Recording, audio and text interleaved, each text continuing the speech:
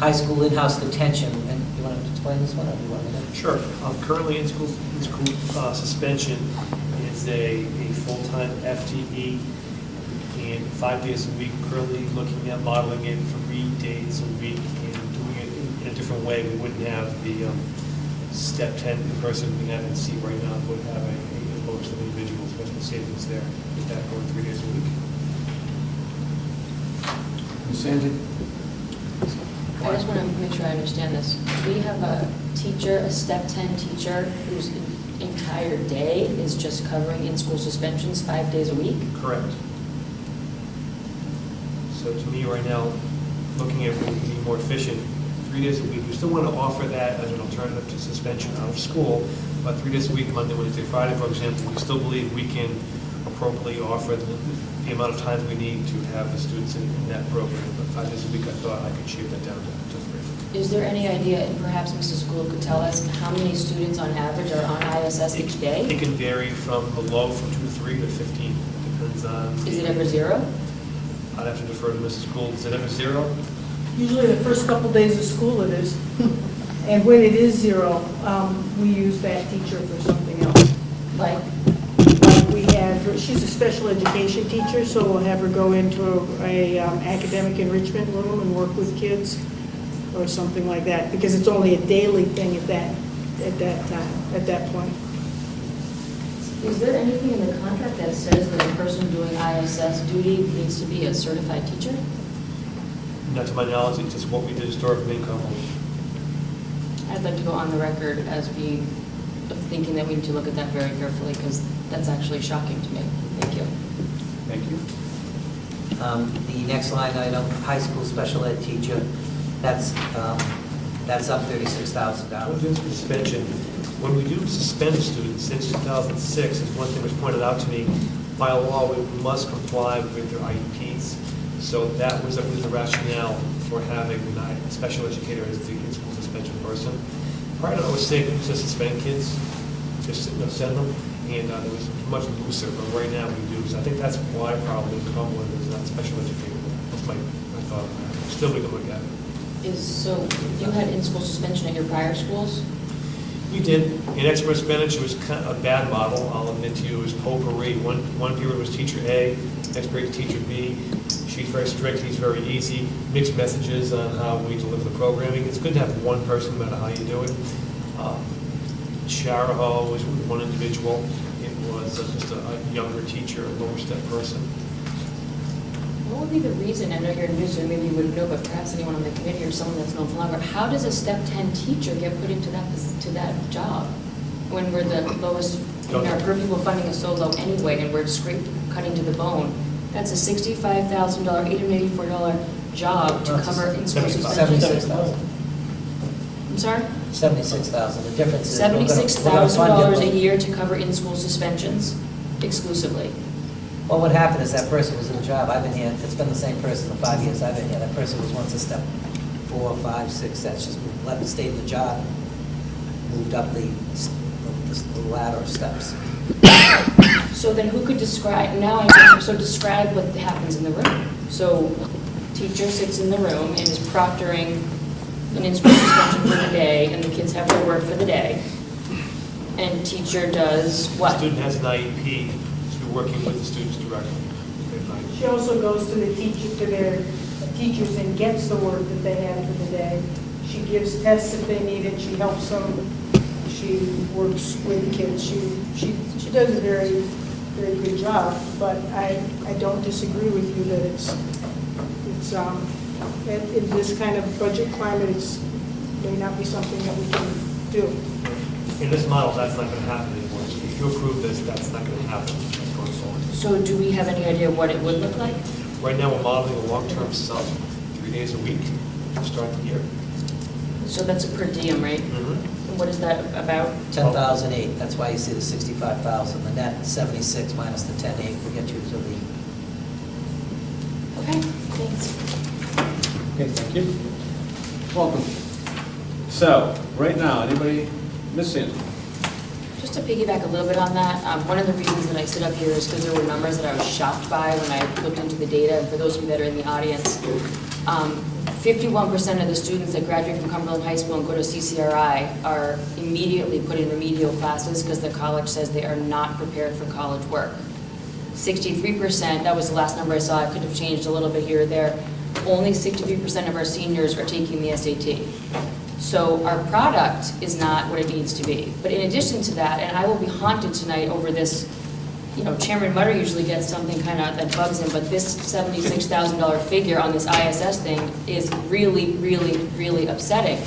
Because when you multiply 76 by a bunch of years, that's a lot of things people have been in tears about over the past weeks that we can't provide because we wasted money on putting a $76,000 person with no prep, no correcting, and no need for that skill set in that position. So whether it's sports, or it's library, or it's music, I mean, Mr. Pedro makes a pretty compelling case, and instead of spending money on the band, we've spent money year after year on an in-school suspension proctor at $76,000 a year. How do we go to the town council and ask them to pony up $1 million when we're spending $76,000 on an in-school suspension proctor? We on the committee have to get better. If that line item was in this budget last year, I am apologizing to all of you because I didn't know it was in there. Because our job is to hire leaders that we trust and take their recommendations. And you'll notice his first budget, Dr. Thornton catches this, and now I've got a negative $65,000 number. And it is 80 pages, but if it means that all of us have to read 80 pages to come up with line items that are completely reckless, I wouldn't ask Mr. Dwyer or anybody to give me $1 million if I'm spending 76 grand on an in-school suspension proctor. God, I spend my days running around putting kids on in-school suspension. Nobody does that. You know, Dr. Drolet and Jay Masterson, they proctor the kids in the office. We're saying that some days there's 2 or 3 kids only on in-school suspension. $76,000.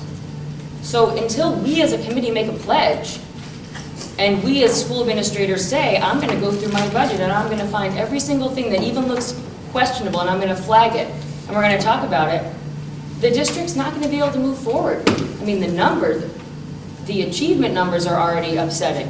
This $76,000 figure is going to haunt me for days because we owe you guys better. So I'm sorry about that, and I thank Dr. Thornton for finding it. And I hope that we make the case to the council with the promise to do a lot better. Thank you. Thank you, Ms. Sands. Well, I think actually, you know, in all fairness, I think we've done a lot better. That was one that certainly, there's always going to be some that sneak by. You know, and it's not because of anything other than the fact that It's you don't just look been at a it. decision that they gave the special education teacher in there. I mean, and the person's moved up in salary now. Right. Well, yeah, that was a wrong choice. I say sneak by, but certainly there's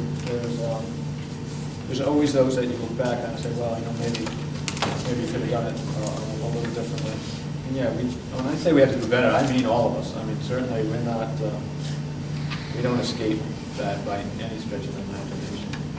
But, I mean, it's just clear. I think sometimes I just don't want to blame anything. I mean, it's clear what we need to do. We need to be better prepared if we're going to compete, and I mean that as a state and as a town.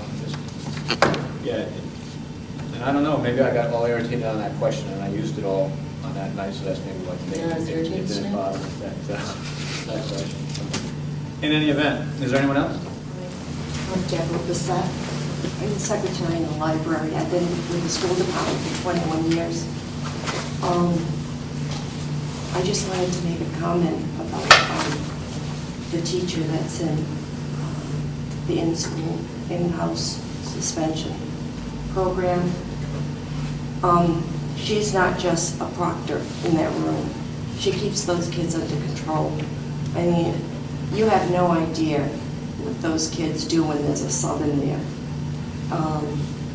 She has a way with them without ever raising her voice. She keeps them under control. She keeps them working. They don't sit there and play games on the computer. They come into the library. with a correct written pass to do work. I help them find what they need to find, and they go directly back to that room with the information that they came to the library for. She has a tight rein, and if there's only 3 students in there, sometimes those 3 students can be like 25. You have no idea what that room is like. You can't put a first-year teacher in there, because I've seen first-year teachers in there subbing, and the kids are hanging out of the room. They're just out of control. This woman has such control in that room without ever intimidating or yelling, and they respect her. And I know that she is, just the way about her is making a change in their lives, the way that she treats them. And they're very respectful when they're with her. And I just had to say something because she's not a proctor. She's a special needs teacher, and she really knows her stuff. And that situation, most of those kids need someone that they can look up to, and she helps them with the work. The teachers deliver work to her. They work. If you walk by that room, they're all working, with her in there. I don't know, I just had to say something because that room needs someone with some experience. That's not somewhere where you can just go for 3 days a week, and then the kid gets to go home for the other 2 days. I mean, they're getting something out of being in that room. They know they're segregated from the rest of the kids, yet they're doing their work. I don't know. No, I think, no, that's a point well taken, and certainly, that person, I don't know who that person is, and I think it's nice that you come up and speak to us, qualifications. I think for us right now, and the way that we would look at it, and I'm not saying that this is I'm guilty of it all the time. I gotta make the number work, and then I gotta remember what's behind the number. Right, and I don't want you to think that you let something slip by, because like he told you, she started off at rock bottom, and she's been here at least 5 years, right? So that was, I've been here. So that's just what happens. Right. In any job. It sends the wrong connotation as if there's a,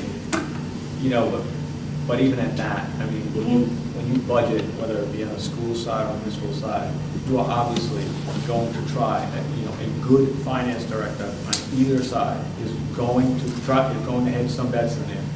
I don't think that's inappropriate. So, well, when I said, sneak by, this is bad wording on my part, but and I think too, like I said, I'm guilty of it all the time. As far as like I gotta make the numbers, I gotta remember what's behind the number, and every once in a while, especially on the municipal side, and this is no disrespect being on the council, but that's more of what you do there. And over here, there's a lot more riding on each